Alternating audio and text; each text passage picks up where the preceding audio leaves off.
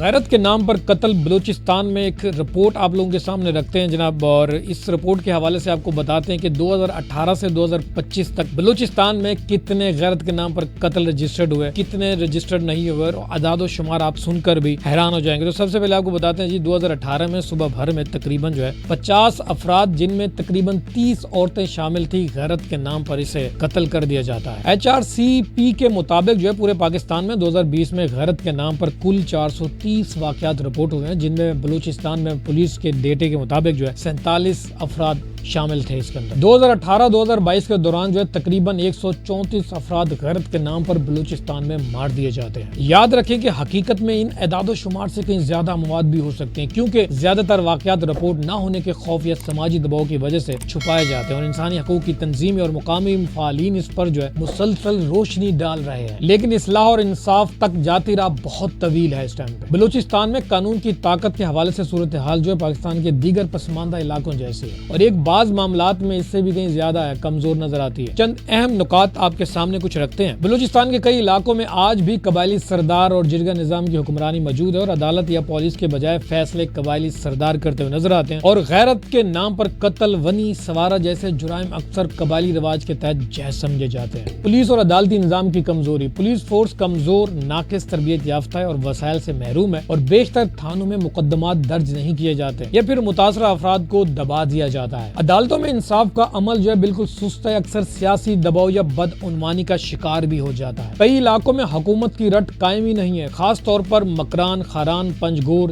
تربت جیسے دور دراز علاقوں میں شدت پسند گروہ، علیحدگی پسند عناصر اور غیر قانونی ملائشین اکثر ریاستی اداروں کے متوازی نظام چلاتے ہوئے نظر آتے ہیں۔ بعض اوقات قانون نافذ کرنے والے ادارے خود ہی انسانی حقوق کی خلاف ورزیوں میں ملوث پائے گئے ہیں، جیسا کہ جبری گمشدگیاں، ماورائے عدالت قتل وغیرہ بھی اس ٹائم میں شامل ہے۔ اسی وجہ سے عوام کا نظام عدل پر اعتماد بالکل مزید کم ہوتا ہوا نظر آتا ہے۔ بلوچستان میں خواتین اور اقلیتوں کی کیا ویلیو ہے، تو خواتین خاص طور پر دیہی علاقوں کی خواتین قانونی تحفظ سے تقریباً محروم ہے، اور جبری شادیاں، غیرت کے نام پر قتل، تعلیم سے محرومی، ہراسانی کے خلاف مؤثر قانونی مدد سے بھی اس ٹائم پہ نایاب سمجھی جاتی ہے، یعنی کہ بالکل بھی نہیں ہے۔ تعلیم کی کمی، غربت اور شعور کی کمی بھی قانون کی کمزوری کی ایک بہت بڑی وجہ ہے۔ لوگ قانونی حقوق سے واقف نہیں ہیں، اور اکثر مظلوم ہی قصوروار بن جاتا ہے وہاں پر۔ بلوچستان میں قانون کاغذ پر تو موجود ہے، لیکن اس پر عمل درآمد بہت کم ہے۔ ریاستی اداروں کی کمزور موجودگی، قبائلی نظام کی بالادستی، بدعنوانی، وسائل کی کمی جیسے عوامل قانون کو کمزور کر دیتے ہیں۔ گرچہ بعض شہری علاقے جیسے کوئٹہ میں نظام کچھ بہتر ہے، لیکن دیہی علاقوں میں عوام اب بھی انصاف کے لیے روایتی نظام پر ہی انحصار کرتی ہوئی نظر آتی ہے۔ تو یہ تھی 2018 سے 2025 تک کی رپورٹ، جو کہ غیرت کے نام پر قتل کیے گئے بلوچستان میں کس طرح سے قانون کام کرتا ہوا نظر آ رہا ہے۔ یہ تمام دوستوں کے سامنے اس ٹائم پہ اعداد و شمار موجود ہے، اور ہم یہی ان کے اپیل کرتے ہیں پاکستان کی حکومت سے، پاکستان کے سیکورٹی اداروں سے، خدا را ایک بہت بڑا اس ٹائم پہ اقدام لیں اور اسلحہ وغیرہ ان لوگوں سے چھین لیں، کیونکہ کچھ چیزیں اس سے بھی روکی جا سکتی ہیں۔ باقی نظام آپ دیکھ سکتے ہیں، تاکہ ان کی اس ٹائم جو غرور بن چکا ہے، جو ان کی عقل کو اس ٹائم پہ ٹھکانے لگانا، وہ یہی ہے کہ ان کا جو